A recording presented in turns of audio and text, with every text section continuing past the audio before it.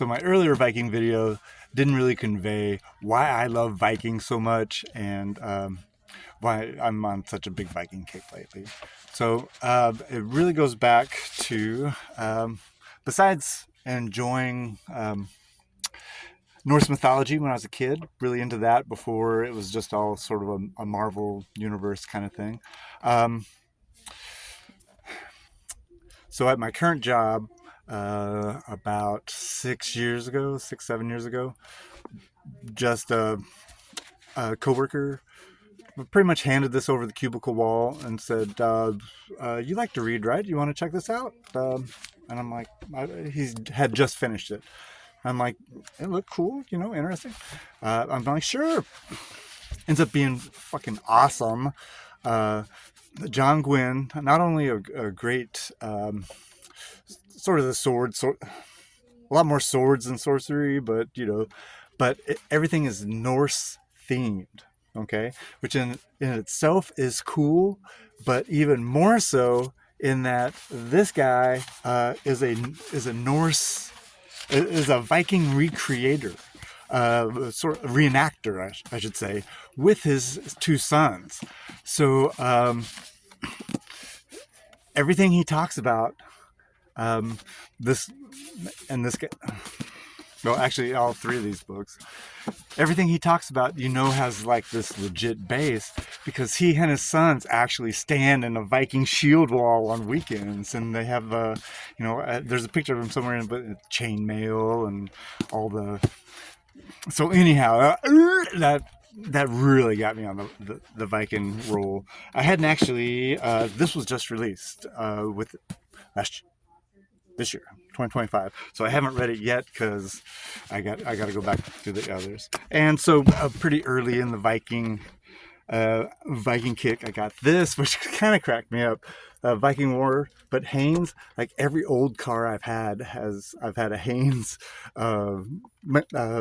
mechanics manual, and so but I'm a little bit into this, but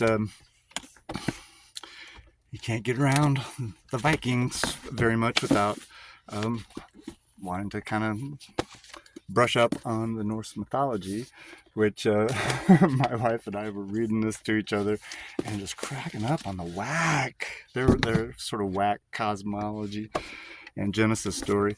But along with the reenactors, so this is a 3-book series, and it is just sort of like museum type analysis of legit Viking relics. And I think these were produced a few years ago, and there's been a lot of exciting new discoveries lately. One thing about global warming and sea level and river levels lowering is it is good for archaeology. So bright side to about everything. But also within the last 5 years, maybe because of the renewed archaeology, there's been at least these 4 great books released. I've read the last one, so listen to some of these great titles. Embers of the Hands, Hidden History. I can't wait to read this one.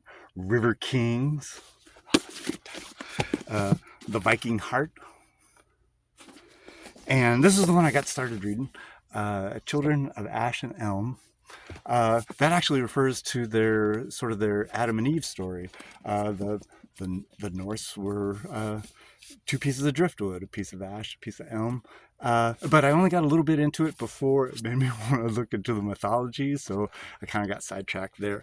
But this is so well written. I cannot wait to finish it and tell you about it. But this guy also is an editor of a scholarly work on the Viking world. And this could be a textbook.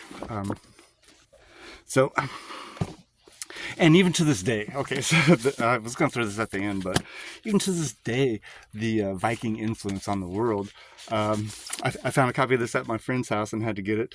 The Little Book of Luca and Little Book of Huga was this Comfort and Happiness in Danish. So Those are new, and then Scandalicious, which I found at the Little Free Library. But so these were the three books that I reviewed before. This great book, but trying to squeeze it into a Viking context is just too much. In my head, when I think of Vikings invading Britain, it makes you want to learn more about Britain, and that's a whole another thing. So, and this describes, as I said before, just a small, like, 80-year slice of the invasion, politics, intermarriage, dynastic type Game of Thrones thing. Not quite as freaky, of course, but this one, for its size, really scholarly work from this lady. And like I said before, the first half is Scandinavian culture, and which I totally did not do it justice. That video is funny, and half of it's the top of my head while I'm searching for dates, which all I can really say is this is the Viking prime time is from the 9th to the 11th centuries. See? Takeaways. I'm sticking with takeaways instead of details. Works a lot better. But this is what really got me. Definitely not the headline. Okay, I'm going to grab a map for a visual aid, but hopefully I can describe it. This is backwards to me, so bear with me. So, everyone thinks about the Vikings, attacking Northern Europe and Britain and stuff.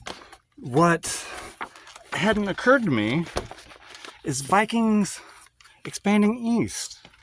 All these rivers through Russia that lead to the Caspian Sea and the Black Sea. It splits off here, and then that eventually leads to the Bosporus and into the Mediterranean.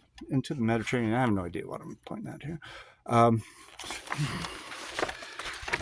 but you get the idea that basically wherever there's water, these guys are out tearing ass around, causing hell.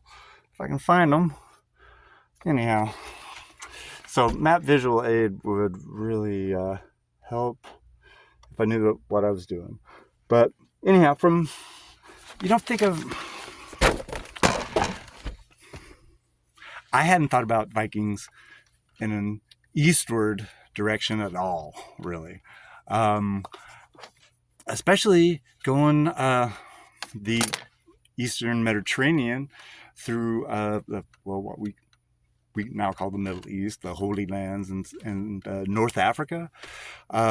Interactions with the Spanish. I guess that time Muslims were in Spain, had pretty much conquered Spain, I think.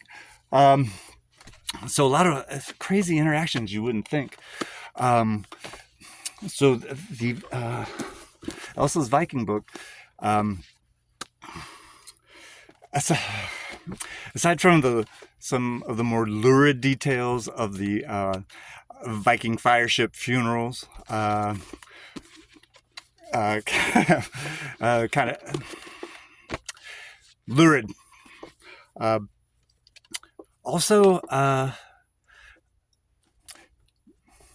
the two things that were very striking about Vikings in general, and over 2 millennia, going east and west and encountering all these different cultures.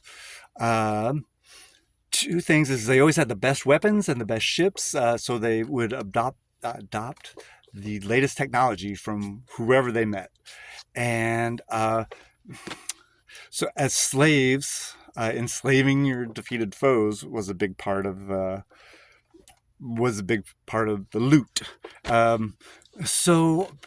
But once they brought these people home from all these different cultures, different ethnic backgrounds, there were classes in Scandinavian society, but for a slave, technically, not really mistreated. Just part of the family, but you know, does the work. Gets anyhow. They were accepting of different religions and so forth, and different cultures, and so for for the mental picture of the frozen far north, and primitive, uh, small towns and so forth, they really had an international reach, and this global diversity. So that really hooked me up. And then I ran into two different books that talk about the Vikings from the Muslim Islamic side. So Ibn Fadlan in the Land of Darkness. This is a Muslim traveler who encounters the Vikings about this time and goes up and checks out Scandinavia. I don't know all the details, I haven't read it. And then a few hundred years later, this guy I had heard of, the Travels of Ibn Butata. Apologies, but is this a gorgeous little book of what? Oh, I can't. As soon as it arrived, I'm like, I want to get every book in this series. I don't even care what they are because I just. Anyhow, that's what I have to look forward to in my Viking studies. What you have to look forward to in hearing the reports, and hopefully I said something that gets you interested in some aspect of this, so you can grab a book and check it out.